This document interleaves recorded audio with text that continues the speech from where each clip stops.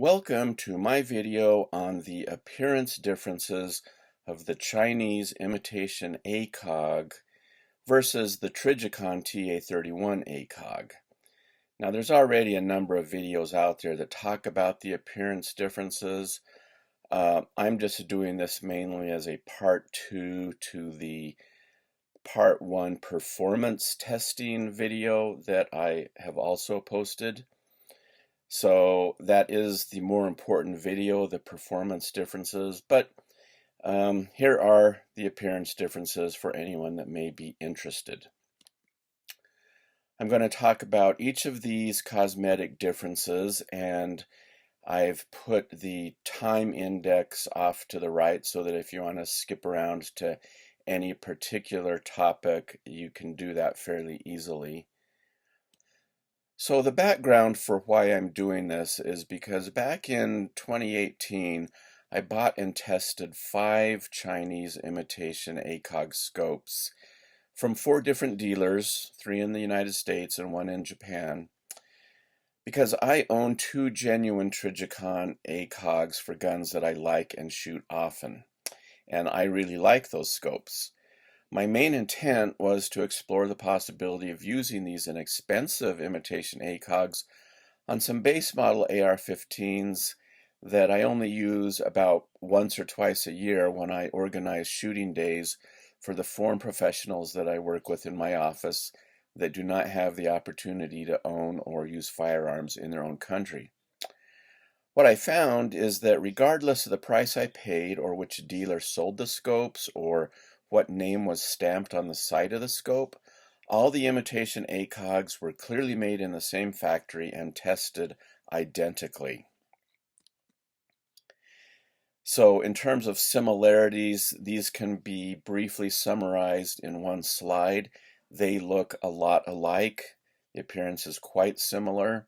The length is very similar. The weight is almost identical. And even the eye relief is pretty much the same.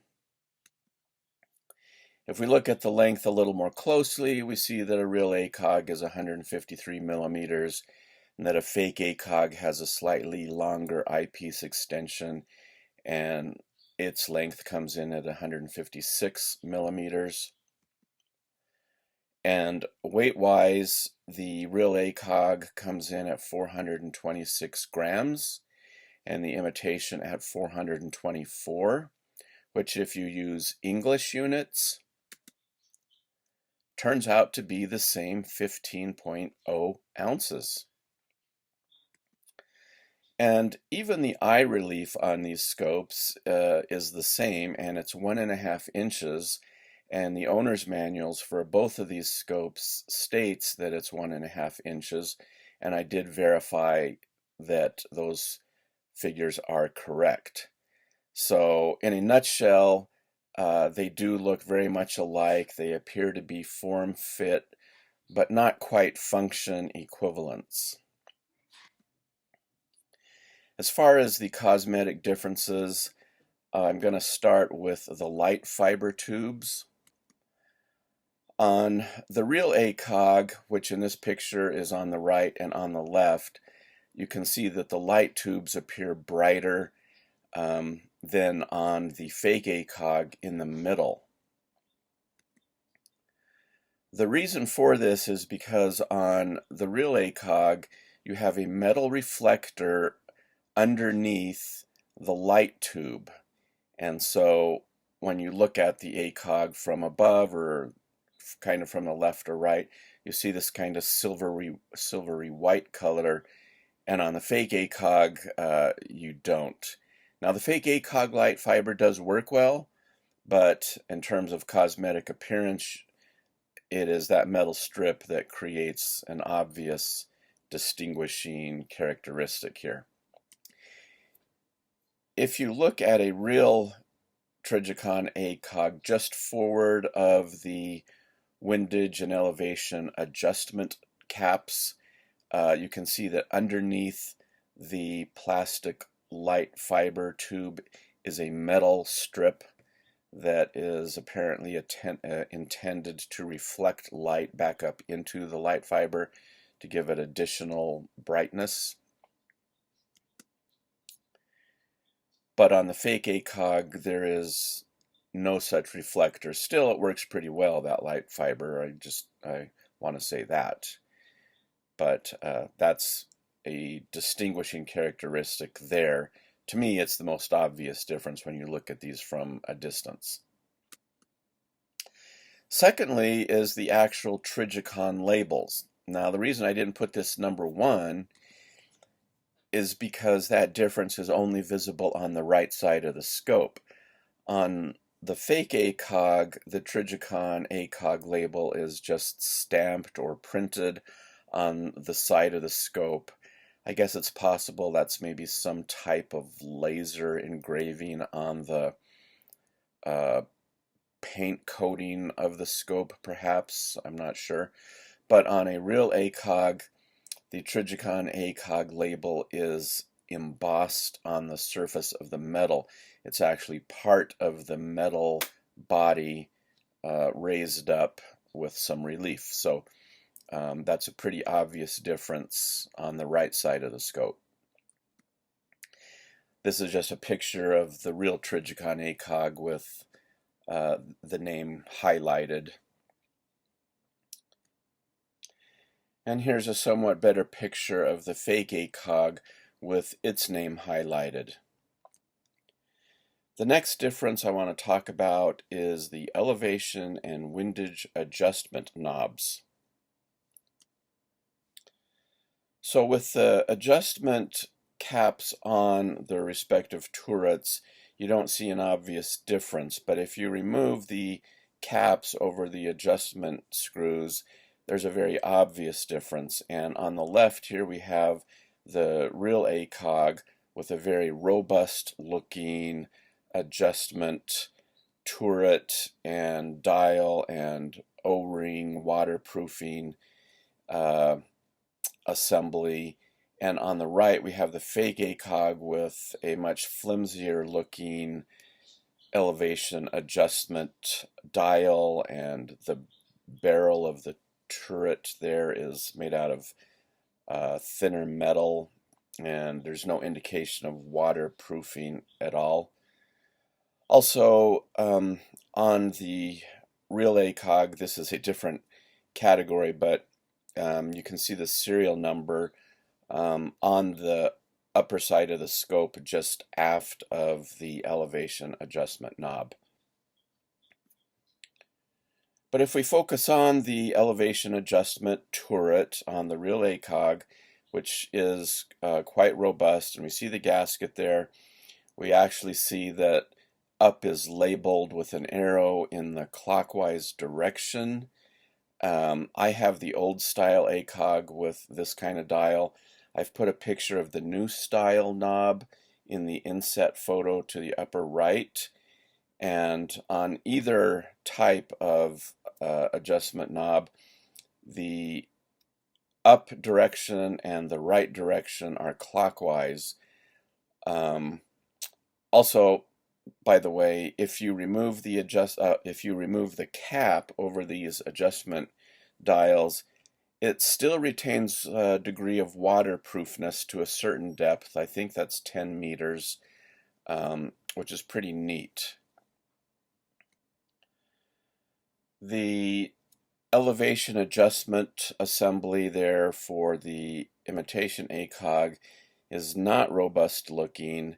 It looks quite a bit flimsier, and there's no indication of any waterproofing measures there at all.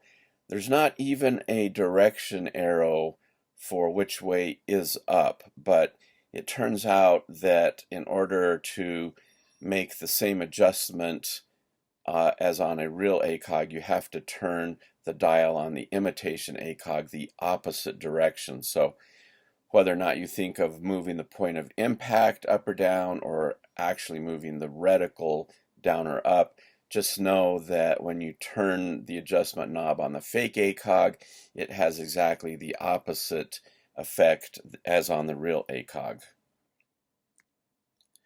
The next thing I want to talk about are the mounts. So on the real ACOG, you have larger knobs that hold the mount in place, and on the fake ACOG, they are a little bit smaller in diameter, those knobs. It's not that one is better than the other. Actually, larger is better because it's easier to apply more torque on the larger knob. But with either type of knob, there are slots that you can use a screwdriver or a coin and tighten it sufficiently to hold it in place. So they both will do the job, but that is a distinguishing visual difference.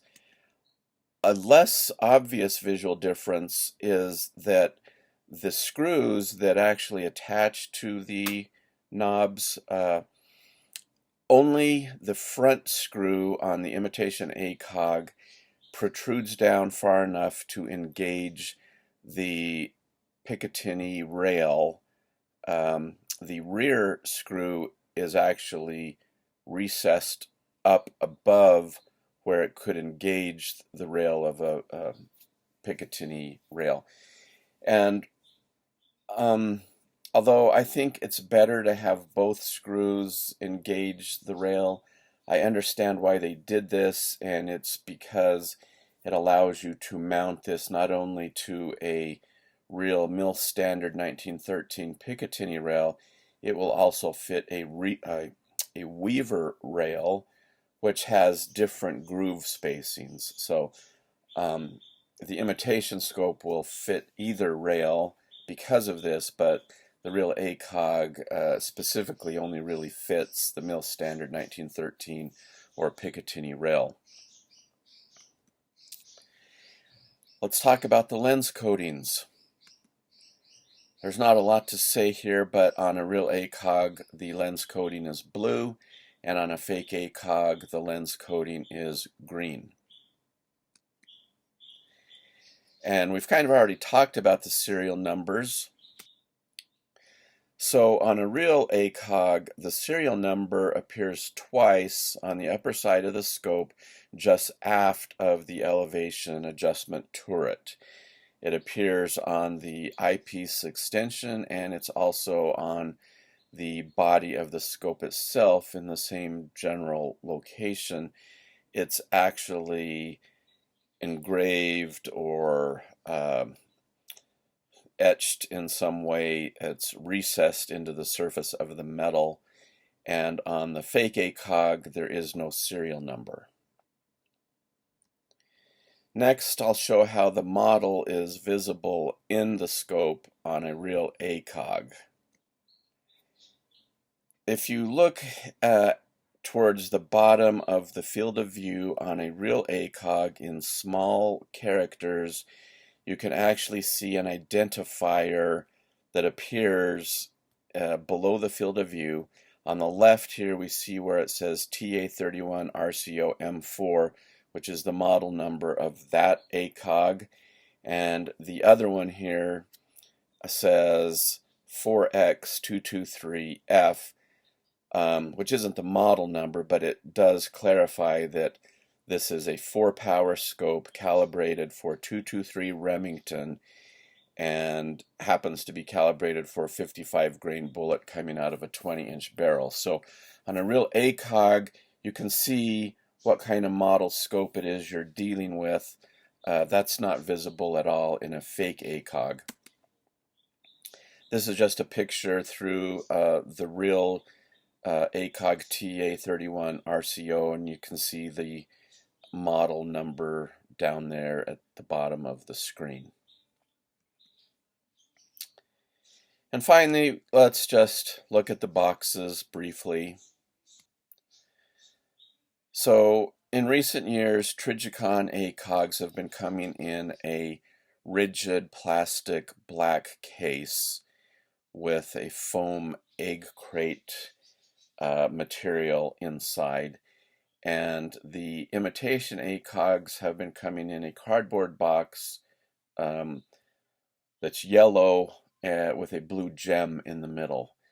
And I don't know if they've changed the packaging in the last 3 years, but I think at least as of 2020, they were still coming out in the yellow boxes. But the real ACOG case obviously is a little bit nicer, has this foam packing. It actually also comes with a lens pen to clean the lens, as well as the owner's manual, which is not in this picture. They both come with owner's manuals of sorts, and that about winds up the cosmetic differences between these scopes. But appearance differences aside, there are some important performance differences between these scopes. These differences include that the imitations are out of focus. The imitations feature reticle markings that are not calibrated. The imitations are not water resistant at all. I posted a video illustrating these differences, and you can see the link to that video in the description of this video below. Feel free to post comments below as well. Thank you for watching this video. And finally, I see a row of soda pop bottles over there. Let's see what we can do about that.